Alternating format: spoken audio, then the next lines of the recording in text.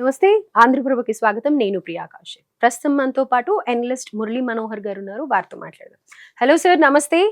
నమస్తే ప్రియాంక.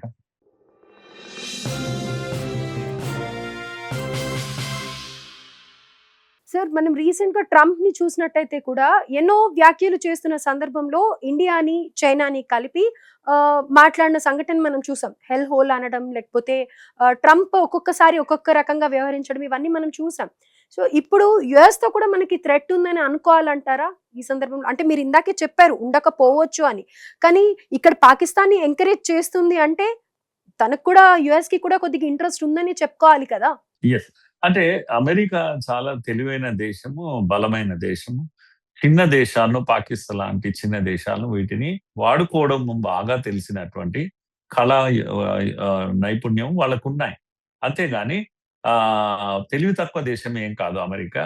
ఇండియాతో ఇప్పటికిప్పుడు యుద్ధంకి దిగాల్సినటువంటి అవసరం గాని ఇది గాని అమెరికాకు లేదు. ఎందుకంటే ఇక్కడ India is a growing country. అది జలసీ ఉంటే ఉంటుంది. కానీ same time China, India, Russia ఒక్కటి అయ్యే స్థితిని ట్రంపే కలిగించాడు. టారిఫ్లు, విపరీతమైన టారిఫ్లు పెంచినప్పుడు మన ముగ్గురు ఒకే ప్లాట్ఫామ్ దగ్గరికి వచ్చే ఒక పరిస్థితి ఆయన ఒత్తిడికి గురయ్యాడు. అమెరికా వెంటనే తగ్గాడు. కనుక ఇప్పుడు అలాంటిదే వస్తుంది రేపు. చైనా, ఇండియా, రష్యా ఒకటవుతే అమెరికాకు ప్రమాదం. అందుకని ఏ రోజు కూడా ఆ తప్పు చేయడు.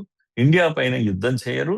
పైగా పాకిస్తాన్ కు అండగా నిలబడి యుద్ధం చేయడం మాత్రం ఉండదు. కావాలంటే మళ్ళోసారి పాకిస్తాన్ ను బెదిరించి యుద్ధం ఆపేరా బాబు అని చెప్తాడు. ఎట్లయితే పోయినసారి కూడా అదే చేశాడు. కాకపోతే మేము ఇండియాను టారిఫ్ అని అన్నాము, అందుకే విత్డ్రా అయింది అన్నాడు. తర్వాత మాట మార్చాడు. పాకిస్తాన్ మొత్తం బూడిదైపోతుంది అని మేము చెప్పాము అప్పుడే. అందుకే అని కూడా మాట మారుస్తూ ఉంటారు. ఇండియాతో మాత్రం నేను అనుకుంటున్నాను యుద్ధం వరకు, అలాగే ఓపెన్ గా పాకిస్తాన్ తో నిలబడడం యుద్ధంలో అనేది కూడా అలాంటి తప్పిదం ఎన్నటికీ అవకాశం లేదమ్మా. కాకపోతే ఇక్కడ మనము ప్రిపరేషన్ లో ఆర్మీ ఇంటెలిజెన్స్ చెప్తున్నటువంటి విషయం ఏంటి అంటే మన సన్నాహాలు ఎంత దూరం వెళ్ళాయి. ఎందుకంటే మొన్న ఈ మధ్యన ఆయిల్ రిఫైనరీ రాజస్థాన్ దగ్గర హిందుస్థాన్ పెట్రోలియం పైన అటాక్ జరిగింది. చిన్న అటాక్ జరిగింది. అది ఎవరు, ఏ దేశం అనేది ఇంకా మనకేం తేలలేదు. కాకపోతే పెద్ద డ్యామేజ్ జరగలేదు. ఇది రాజస్థాన్ దగ్గర జరిగింది. అందుకని బార్డర్స్ అన్ని కూడా అప్రమత్తమైనాయి. ఇంత వాటర్ బాడీస్ మీరు అన్నట్టుగా ఇంత మొదలు వాటిని కూడా రక్షించుకోవాలనే ఒక ఆదేశం అయితే వచ్చింది. కనుక సెన్సిటివ్ ఏరియాస్ ను ఐడెంటిఫై చేసినప్పుడు ఇండియా ఏమేం గుర్తించింది అంటే, ఒకటేమో చినాబ్ నది పైన కొత్తగా మనం కొత్త డ్యామ్స్ కట్టాము. కనుక వాటిని ప్రొటెక్ట్ చేసే పనిలో ఉన్నారు. ఇప్పుడు ఆర్మీ తరలించారు అక్కడికి. వైష్ణోదేవి దగ్గర పశ్చిమాన ఉన్నటువంటి ఇవన్నీ కూడా డ్యామ్స్ ఇవన్నీ అక్కడ ఉంటాయి. వైష్ణోదేవి టెంపుల్ కు దగ్గరగా ఉంటాయి. ఈ డ్యామ్స్ ఏవి పూర్తి కాలేదు, ఇన్కంప్లీట్ డ్యామ్స్ ఉన్నాయి. వీటిని ప్రొటెక్ట్ చేసే పని ఇప్పుడు ఇండియా పెట్టుకున్నది. అలాగే నార్త్ బార్డర్ లో కూడా మనం చూసినట్టయితే కిషన్ గంగా రివర్ ఏదైతే ఉందో దీనిపైన కొత్త డ్యామ్స్ కట్టాము మనం. ఇవి బాబ్లీహార్ అనేటువంటి ఒక డ్యామ్ కట్టాము. పెద్ద డ్యామ్స్ ఇవన్నీ కూడా. కనుక అప్రమత్తమేము, అక్కడ కూడా అప్రమత్తమేము. అలాగే మనం మర్చిపోకూడదు, జమ్మూ కాశ్మీర్ లో ఈ మధ్యన కొత్త ట్రైన్ నెట్వర్క్ వచ్చేసింది. పెద్ద ఎత్తున నెట్వర్క్ పెంచారు. ఉదాహరణకు మీరు వందే మాతరం కూడా ఇప్పుడు జమ్మూ కాశ్మీర్ వరకు కూడా ఇవన్నీ వెళ్తూ ఉన్నాయి.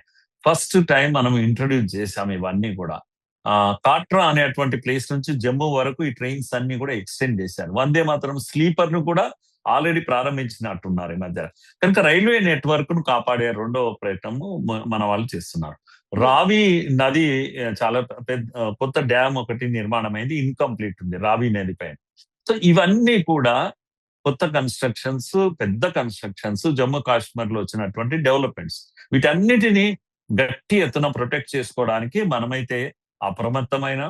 మనం మర్చిపోకూడదు ఒకటి ఏంటంటే, చినాబ్, సింధ్ అండ్ జీలం ఈ 3 నదులు ఎక్కువ భాగము ఉన్న 6 నదుల్లో ఈ 3 పాకిస్తాన్ షేర్ ఉంది. కనుక అక్కడ మనం ఎక్కువ కట్టలేదు, మనం డ్యామ్స్ ఏమి అక్కడ కట్టలేదు. కనుక వాళ్లకు అటాక్ చేయడానికి కానీ దీని కానీ మాకు రైట్ ఉంది అని అటాక్ చేయడానికి వీల్లేదు. అది పెద్ద యుద్ధానికి దారితీస్తుంది. సో మనం ఏ నిర్మాణాలు చేసినా మనం చాలా జాగ్రత్తగా చేసాం, మన లిమిట్స్ లో మనం చేసాం. ఎనర్జీ పైన, తర్వాత వీటిపైన, ఇన్ఫ్రాస్ట్రక్చర్ పైన దాడులు చేస్తాయనే వార్తలు మనకున్నాయి.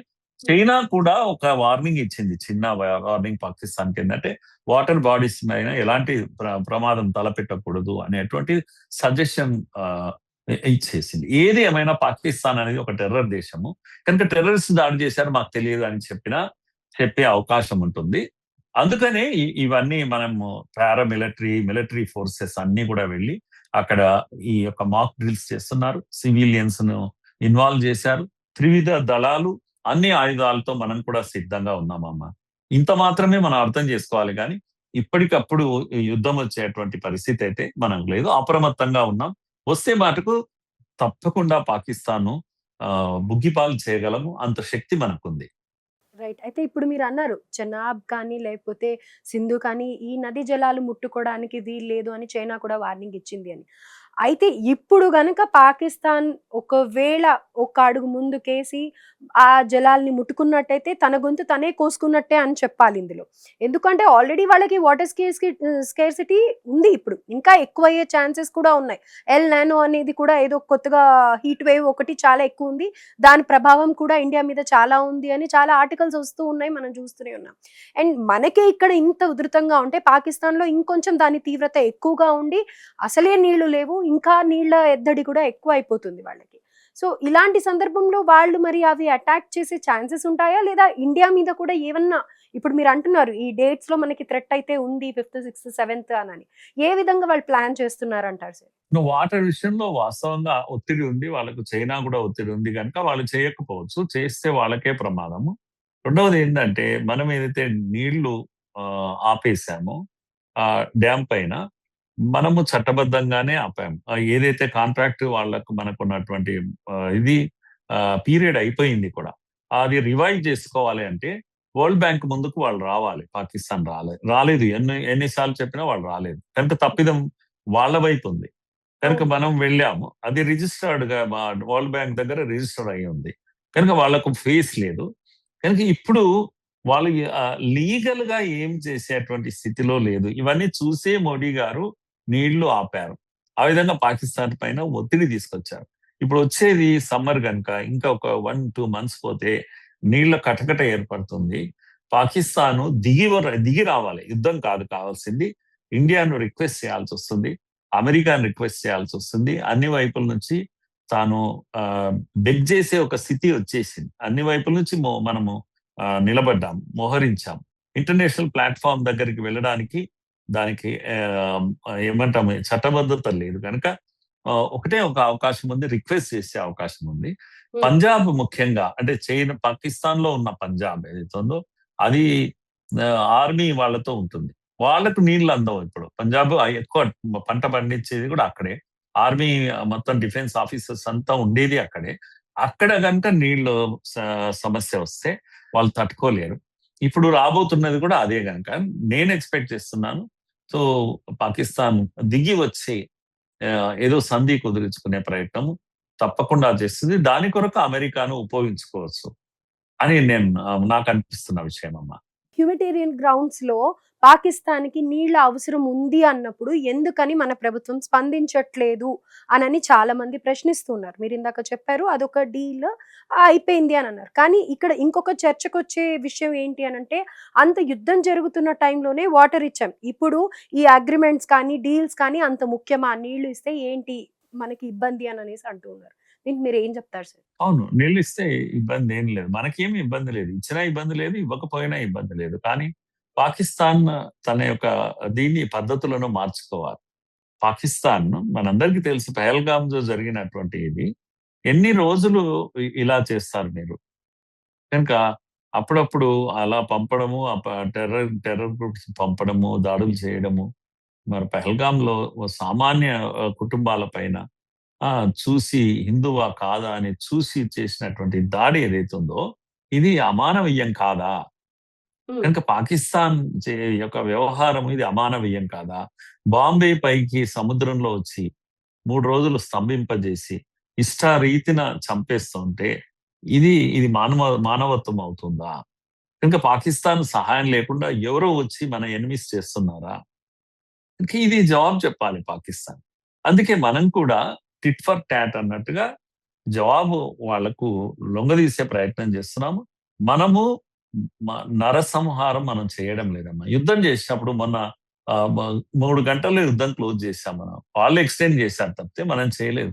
మనము అటాక్ చేసి 9 స్థావరాల పైన అటాక్ చేసి ఓన్లీ టెర్రర్ స్థావరాలను దాడి చేసి ధ్వంసం చేసి చెప్పాం మా పని పూర్తి అయింది అని కూడా చెప్పాం.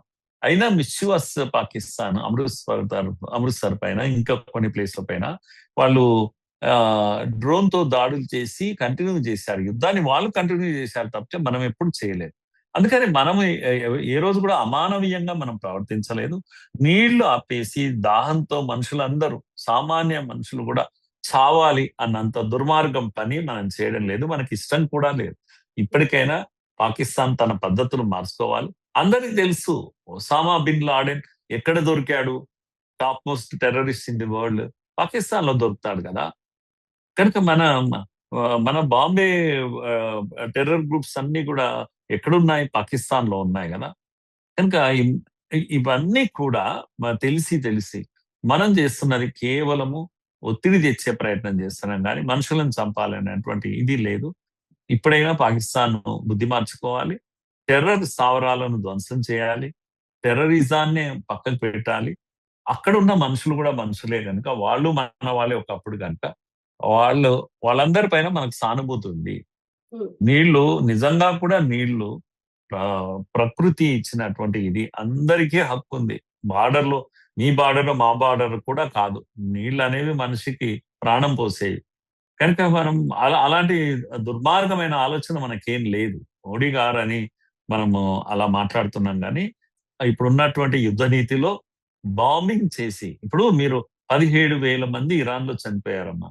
70,000 మంది హమాస్ గాజాలో చనిపోయారు. ఇవన్నీ ఫిగర్స్, మనుషులు చస్తా ఉన్నారు. అలాంటి దుర్మార్గం మనం ఎప్పుడు చేయలేదే.